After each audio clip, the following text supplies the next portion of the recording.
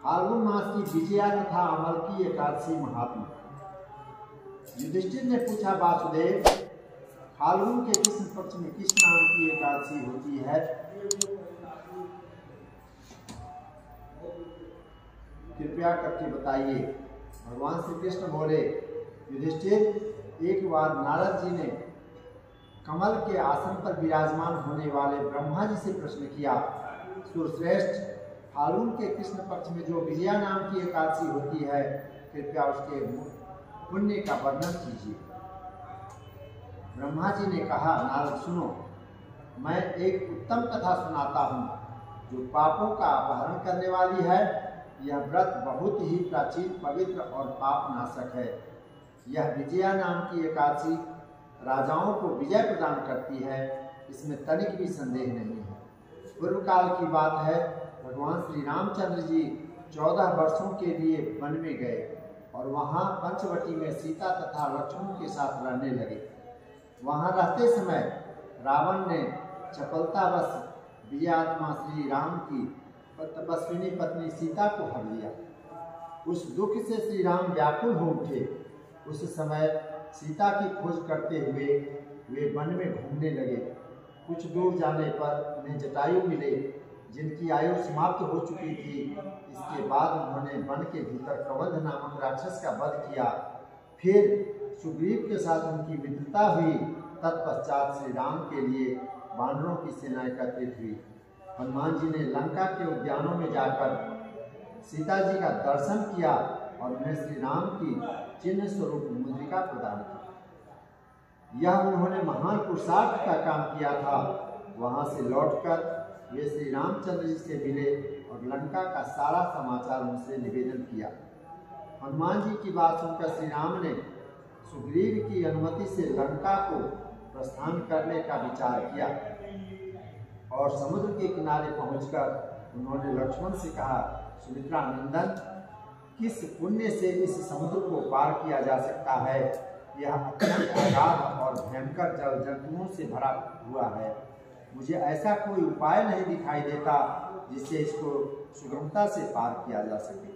लक्ष्मण बोले, महाराज, आप ही आदिदेव और पुराण पुरुष पुरुषोत्तम हैं। आपसे क्या छिपा है? यहाँ द्वीप के भीतर बक्ता लभ्य नामक मुनि रहते हैं। यहाँ से आधे योजन की दूरी पर उनका आश्रम है। रघुनंदन, उन प्राचीन मुनीश्वर के पास जाकर उन्हीं से इसका उपाय पूछिए। लक्ष्मण की यह अत्यंत सुंदर बात सुनकर श्री रामचंद्र जी महामुनि बक्ता लभ्य से मिलने के लिए गए। वहां पहुंचकर उन्होंने मस्तक झुकाकर मुनि को प्रणाम किया। मुनि उनको देखते ही पहचान गए कि ये पुराण पुरुषोत्तम श्री राम हैं, जो किसी कारणवश मानव शरीर में अवतीर्ण हुए हैं। उनके आने से महर्षि को बड़ी प्रसन्नता हुई। उन्होंने पूछा, श्री राम, आपका कैसे यहाँ आगमन हुआ? श्री राम बोले, ब्राह्मण, आपकी कृपा से राक्षसों सहित लंका को जीतने के लिए सेना के साथ समुद्र के किनारे आया हूँ। उन्हें अब किस प्रकार समुद्र पार किया जा सके, वह उपाय बताइए। मुझ पर कृपा कीजिए। बक्ता लभ्य ने कहा, श्री राम, फाल्गुन के कृष्ण पक्ष में जो विजया नाम की एकादशी होती है, उसका व्रत करने से आपकी विजय होगी। निश्चय ही आप अपनी वानर सेना के साथ समुद्र को पार कर लेंगे। राजन, अब इस बात की फलदायक विधि सुनिए। दशमी का दिन आने पर एक कलश स्थापित करें। वह सोने, चांदी, तांबे अथवा मिट्टी का भी हो सकता है। उस कलश को जल से भरकर उसमें पल्लव डाल दें। उसके ऊपर भगवान नारायण के सुवर्णमय विग्रह की स्थापना करें। फिर एकादशी के दिन प्रातः काल स्नान करें। कलश को पुनः स्थिरता पूर्वक स्थापित करें। माला, चंदन, सुपारी तथा नारियल आदि के द्वारा विशेष रूप से उसका पूजन करें। कलश के ऊपर सप्त धान्य और जौ रखें। गंध, धूप, दीप और भांति भांति के नैवेद्य से पूजन करें। कलश के सामने बैठकर वह सारा दिन उत्तम कथा वार्ता आदि के द्वारा व्यतीत करें तथा रात में भी वहाँ जागरण करें।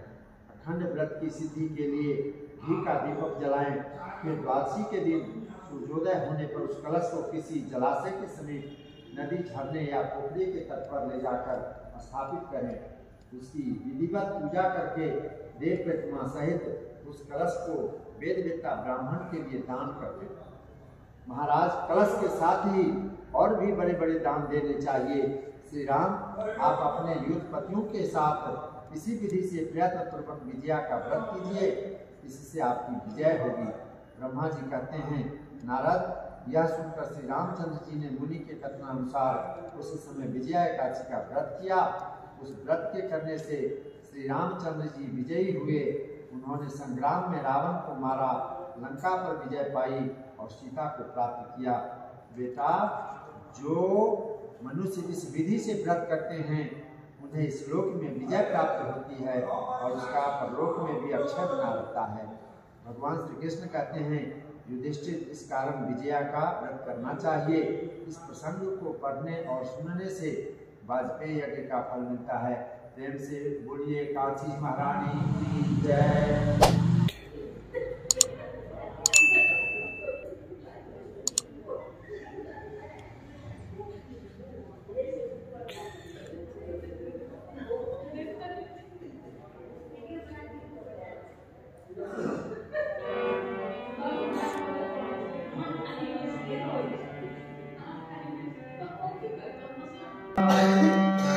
सीताराम सीताराम सीताराम सीताराम।